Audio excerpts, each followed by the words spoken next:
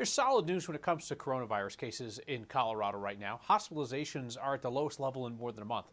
185 people are in the hospital with COVID-19. It's the first time that number has dipped below 200 since July 8th. Colorado added fewer than 400 new cases yesterday. The 7-day average dropped to 440. That number was 570 just 2 weeks ago. The positivity rate is also dropping. That's good news. 2.75% of tests came back positive. The 7-day average on that is lower than last week. Coloradans now have 2 more places where they can go and get a free COVID-19 test. They were unveiled today. First is at Water World off Pecos in Adams County. Second is at the Aurora Sports Park off East Colfax. They encourage you to register ahead of time, but that's not required. And the state says that it expects people will get their test results in 2 to 3 days. A reminder on how testing works. If you think that you were exposed on a specific day, it's best to wait a week to get tested unless you are already experiencing symptoms.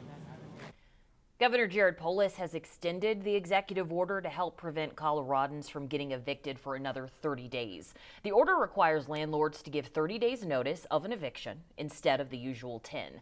The executive order is not, however, a ban on all evictions. President Trump's new executive order for a $400 unemployment supplement requires each state to contribute 25% of the money. Democratic Governor Jared Polis says Colorado only has enough money to pay that $100 per week match for a couple of weeks. There's no way that we would have more than 2 or 3 weeks tops of the ability to do that.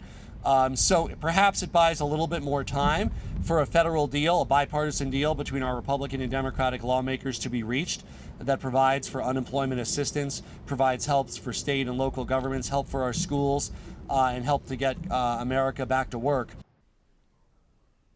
Polis even says paying that 25% match for 2 to 3 weeks is stretching Colorado's resources to the absolute max. The state has had to cut $3 billion from the budget already. President Trump has claimed states have the money to contribute from the original CARES Act funding. Congress, though, still at work trying to get a new deal.